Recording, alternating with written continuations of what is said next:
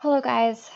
Today I'm going to be reading your short story To Be or Not to Be out loud so that you can follow along in your own reading. Before we get started, there are words that are highlighted in blue, and these words are highlighted because they are really important for you to understand in order to understand the whole story. So I would recommend that you go and you look these words up and you put the definitions here, and you answer the definitions in the Google form so that you know what these words mean as we move along. Give you just a few seconds. You can pause me if you need, and then I'm going to get started on reading.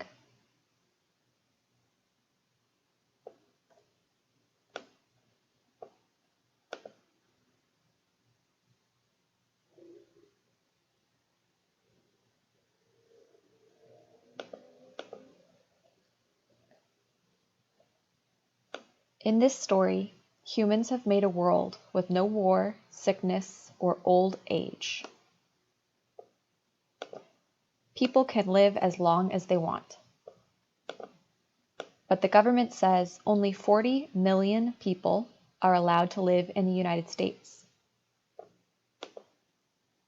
So an adult must volunteer to die every time a new baby is born, or the baby will be killed instead. Edward K. is waiting at the hospital as his wife gives birth to their first children. There are 3 babies being born, and Edward is afraid that some of his new babies will be killed.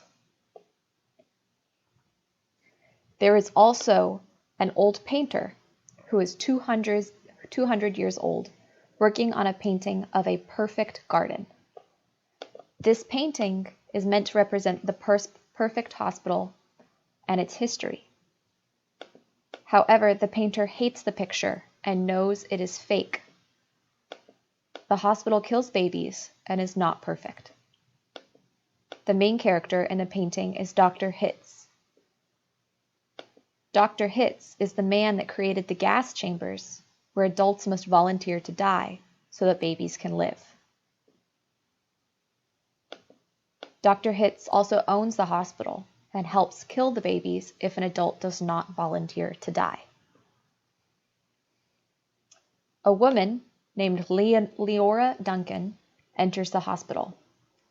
She works at the gas chambers and is there to be painted into the picture.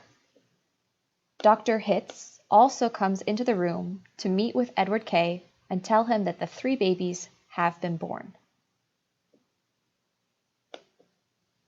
Leora Duncan is surprised. There is only one adult who has volunteered to die, so 2 babies must also be killed. Edward K. is very sad. His grandpa is the adult who volunteered to die, and now Edward must choose which 2 of his 3 new babies must also die. Dr. Hitz is angry that Edward is sad. Dr. Hitz says that it is a good thing that the babies are killed because it means that the world stays neat, clean, and not overcrowded. Dr. Hitz says that the grandpa and 2 babies are making an important sacrifice by being killed to keep the world a nice place to live with space for everyone. Suddenly, Edward K. draws a gun and shoots Dr. Hitz and Leora Duncan, killing them both. He says that Dr. Hitz and Leora Duncan are also making a good sacrifice to allow his 2 babies to live. Then Edward K. also shoots himself, making room so his grandpa does not have to die and all 3 babies can live. The old painter saw the shootings happen. The painter thinks about how he does not want to live in a world that controls life and death, and a world that kills people to keep things neat and clean and not overcrowded. The painter goes and picks up the gun from Edward's body.